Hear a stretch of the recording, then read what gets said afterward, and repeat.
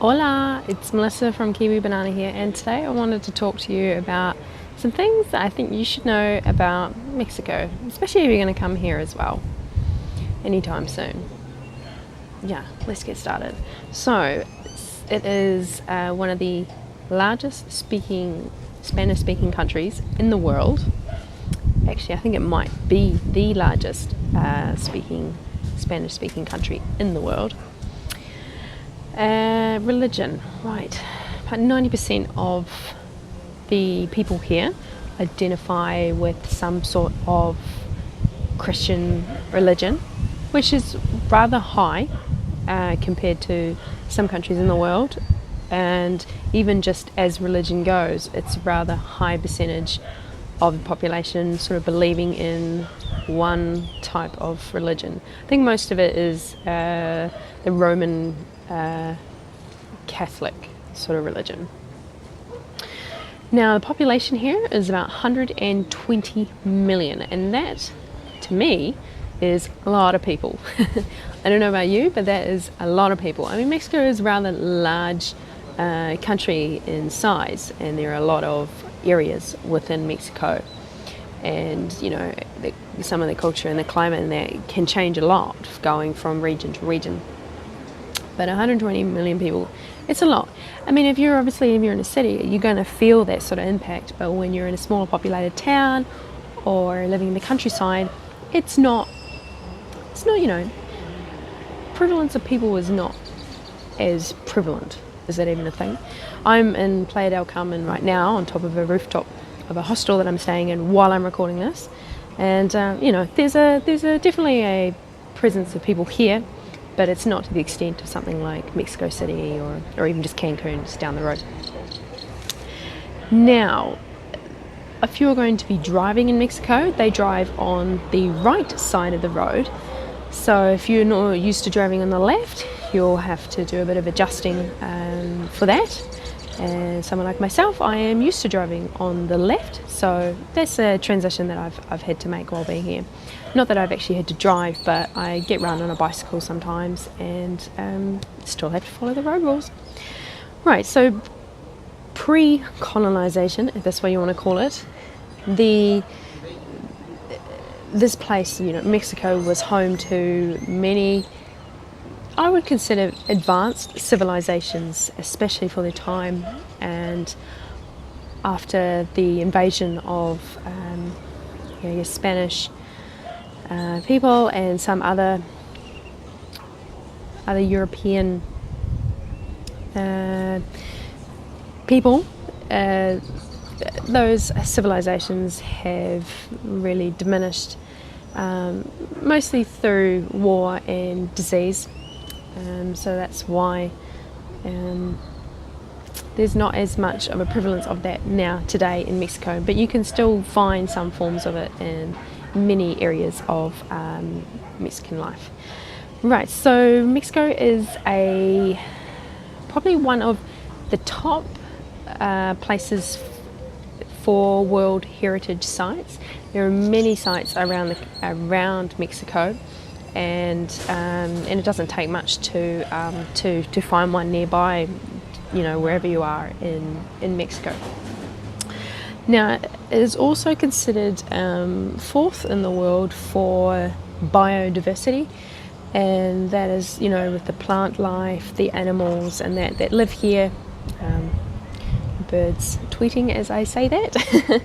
And a lot of the food that we now, use today around a lot of countries around the world, with the help of Mexico, and those foods have been things like avocado, tomato, cacao, maize, vanilla, guava, zucchini, sapote, mame sapote, beans, chilies, and a lot of these dishes, a lot of these foods, you can find them in some more westernized cuisines now, thanks to Mexico, really. Now, I'm going to dive into a little bit of negativity here, or a different way of looking at Mexico, if you like to call it. And I just wanted to touch on that the police here are rather corrupt for numerous reasons. I had a friend yesterday who said that they went to the police station and they wanted to make a report of it was like a license plate of a car that they had been driving had been stolen, and for them to make the report they have to pay the police to make the report.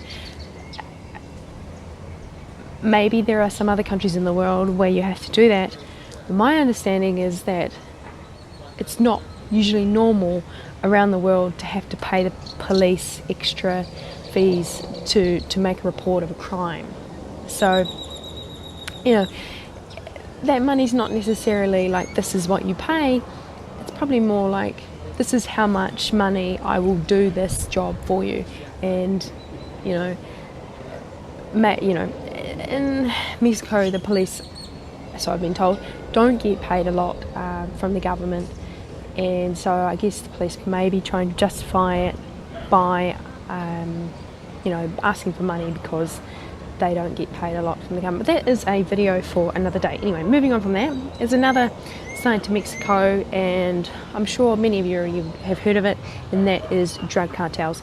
It's not something that I've had to personally experience, any sort of personal experience with. It's I don't go travelling in the search of doing recreational drugs, and usually, actually all the time that I've ever been offered drugs, I decline it when I'm travelling because I just can't trust things like that. It's not what I'm looking for. Anyway, moving on. Another thing to be aware of is that the inequality in Mexico between the rich and the poor is very large, and that would be for a number of reasons, and it would be too long to put it in this video. So that's something I can talk about another day in another video. So now the next thing I wanted to talk about is go back onto the more positive side of Mexico, and that most people come to Mexico because they want to visit things like the ruins. They have culture festivals, they have colonial cities, there is nature reserves, and there's beach resorts, and apparently it's the 8th most visited country in the world. And some of those things might not tickle your fancy, and some of the things may do. So, if you're thinking of coming to Mexico, have a wee look before you come online, and talk to some friends and get more of an idea of, is it a place you really want to go, whereabouts in Mexico you'd like to go, and any sort of tips and tricks you can get from them as well. Depending on where you are while you're watching this, the culture here could be rather different, and the norms could be rather different to what you're used to. And the last thing I want to talk about is they love soccer, and they have a lot of their own traditional music here. So that is my quick rundown of some things that I think you should know about Mexico before coming here, or if you are here, and maybe you should at least be aware of those things while you're here. Some are not so good, and some are pretty good. Good things. No country is perfect. But yeah, I just thought, while I'm in Mexico, why not provide a couple of some of this information. I will do a overview of my stay in Mexico at the end of my trip, and I'm hoping to do a few more videos on particular topics about Mexico in the future soon too. So that is it. I hope you've done something that makes you happy today. I'll see you soon.